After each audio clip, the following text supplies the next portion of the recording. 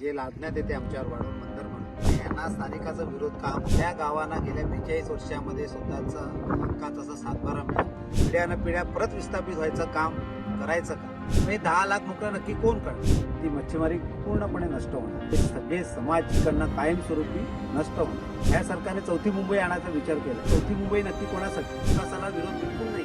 विरोध आहे की ह्याच्यामध्ये स्थानिकांचा हिस्सा स्थानिकाला काय मिळेल? टेक्सटाईल पार्कसाठी 1200 एकर जागा अंबानीला सहज नावावर करून द्या. आज आपण आहोत वरोर वाढवणच्या समुद्र किनाऱ्यावर, निसर्गरम्य समुद्र किनाऱ्यावर आपण आहोत. आपल्या देशातलं चौथं बंदर जे लादण्यात येते आमच्यावर वाढवण बंदर म्हणून, त्या समुद्र किनाऱ्यावर आपण आहोत. आपल्या शासनाकडनं नेहमी बोललं जाते की वाढवण बंदराचं काम चालू झालेलं आहे, पण आपण प्रत्यक्षात पाहू शकतात की इकडे कुठल्याही प्रकारचं काम चालू झालेलं नाहीये. आता मुळात हे बंदर कोणासाठी व का, आणि यांना स्थानिकाचा विरोध का, हा मोठा प्रश्न आहे. कोणताही प्रकल्प आला तर मुळात जो मध्यमवर्गीय असतो, स्थानिक असतो, त्याच्या तो मुळावर उठतो. आतापर्यंत जे आमच्या इकडे प्रकल्प झालेले आहेत, सगळ्यात जे मुंबईला पाणी पितात सूर्या डॅम, त्याच्यातनं जी गावं विस्थापित झाली, चंद्रनगर आणि हनुमान नगर, 2 गावं जी वसवली गेली, त्या गावांना गेल्या 42 वर्षामध्ये स्वतःचा हक्काचा असा सातबारा मिळाला. ती बसलेली असताना गावं, त्याच्यातनं कॅनल गेला, त्याच्यासाठी परत जागा गेली, घरं गेली काही, आणि त्याच्यानं आता परत वाढवून ग्रीनफील्ड म्हणून महामार्ग जातोय, जोडला जातोय वाढवण बंदरासाठी. त्याच्यामध्येही त्या गावाची जागा, घरं जात आहे. म्हणजे विस्थापित होणाऱ्या पिढ्यानं पिढ्या परत विस्थापित व्हायचं काम करायचं का, हा मोठा प्रश्न आहे. वाढवण बंदर करताना आपले मुख्यमंत्री नेहमी सांगतात की 10 लाख नोकऱ्या मिळणार. मुळात आमच्या पालघर जिल्ह्याची लोकसंख्या आहे 29 लाख. तर 29 लाख लोकसंख्या असताना त्याच्यामध्ये जो भूमिपुत्र आहे हा 20 लाख भूमिपुत्र आहे, आणि बाकीचे जे आहेत हे परराज्यातून आणि इतर जिल्ह्यातून आलेली लोक आहेत. म्हणजे 10 लाख नोकऱ्या नक्की कोण करणार? वाढवण समुद्र किनाऱ्यापासून वरोर, वाढवण, डहाणूपर्यंत ह्या इकडे जे समाज आहेत, मग आमचा कोळी समाज असेल, माची समाज असेल, बारी समाज असेल, वाडवळ समाज असेल, आदिवासी समाज आहे, देवकर भंडारी समाज आहे, चौधरी भंडारी समाज आहे, असे गुण्यागोविंदाने राहत असताना ते त्यांच्या पारंपरिक व्यवसायामध्ये सुखी आहेत आणि ते व्यवस्थित काम करतायत. मग ह्या 10 लाख नोकऱ्या नक्की कोणासाठी? त्याच्यानंतर सरकार इकडे आणखीन एक विमानतळ आणते.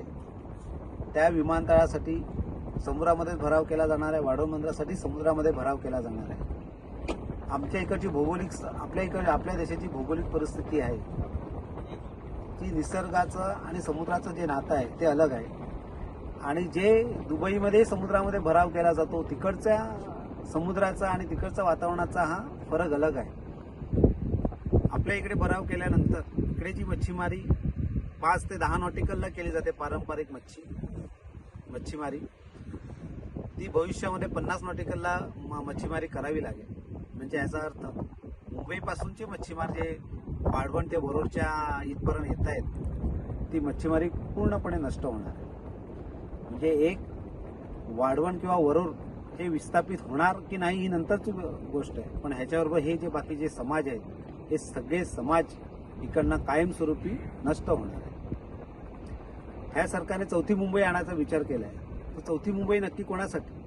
जी मुंबई आहे त्या मुंबईची लोकसंख्या 1,87,00,000 आहे. म्हणजे मुंबईचं मॉडेल फेल झालं का तर ही चौथी मुंबई आणली जाते. पहिली नवी मुंबई आहे, त्याच्यानंतर आता जे एअरपोर्ट आणतायत नवीन एअरपोर्ट, तिकडे तिसरी मुंबई आणली, आणि मग चौथी मुंबई ही डहाणूला. डहाणू हे आमचं ग्रीन झोनमध्ये आहे. डहाणूमधली 106 गावं ही ह्या चौथी मुंबईसाठी घेतली जाणार आहेत. म्हणजे आमचा पुढेकडचा पूर्ण आदिवासी समाज आहे, हा पूर्ण आदिवासी समाज, त्यांची संस्कृती ही नष्ट होणार आहे. म्हणजे चौथी मुंबईचा फायदा नक्की कोणासाठी, आणि स्थानिकाला वाटा काय, हा मोठा प्रश्न आहे. विरोध म्हटला जातो विकासाला विरोध बिलकुल नाही आहे. विरोध आहे की ह्याच्यामध्ये स्थानिकांचा हिस्सा काय आणि स्थानिकाला काय मिळणार. आज तारापूर MIDC आहे, न्यूक्लिअर पॉवर कॉर्पोरेशन आहे, इकडे अदानी इलेक्ट्रिक आहे. अदानी इलेक्ट्रिक आणि न्यूक्लिअर पॉवर कॉर्पोरेशन ह्याच्यामध्ये 1500 मेगावॅटचं वीज निर्मिती होते, पण जिल्हा आजही अंधारामध्ये आहे. आम्हाला त्यांनी 24 तास वीज दिली तर आम्ही आमचा डायमेकर्स काम करू शकतो आणि आणखी स्वयंपूर्ण होऊ शकतो. त्याचबरोबर 2500 इकडे कंपन्या आहेत, त्याचं एवढं पोल्युशन आहे की ते समुद्रामध्येच सोडलं जाते पाणी. त्या पोल्युशनचा आज आम्ही सगळ्या प्रकारे विरोध करतायत, पण त्याच्यामुळे मच्छीमारीवर परिणाम झालेला आहे. आजूबाजूच्या गावांवर, ती जी MIDCच्या आजूबाजूची गावं आहेत ती सगळी गावं प्रदूषणामुळे एवढी हे बेकार झालेली आहेत की तिकडे कोणतीही प्रकारची शेती होत नाही. आता राहिला जी MIDC ती पालघर तालुक्यामध्ये आणि डहाणू तालुका ग्रीन झोन आहे. आजही इकडे शेतकरी सुखी आहे, डायमेकर सुखी आहे, मच्छीमार सुखी आहे. हे स्वयंभू आहे. आम्हाला शासनाचं कोणतंही पैसा न वापरता आम्ही आमची शेती, पारंपरिक सगळ्या गोष्टी केल्या जातात. त्याच्यामध्ये आम्ही स्वयंपूर्ण आहोत. आमच्या इकडचा शेतकरी कधी आत्महत्या करत नाही, का कोळी समाज कधी आत्महत्या करत नाही, किंवा आदिवासी समाजही आत्महत्या करत नाही. मग हा विकास नक्की कोणासाठी?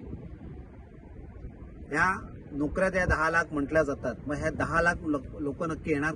आता हे एअरपोर्ट केलं जाते, तिकडे म्हणतात की 90 कोटी लोक प्रवासी येतील व जातील. मुळात नवी मुंबईचं एअरपोर्ट आहे, तिकडे वर्षाला जास्तीत जास्त 55 कोटीच्या आसपास लोक ये जा करतायत, जेव्हा तिकडे 1,87,00,000 लोकसंख्या आहे.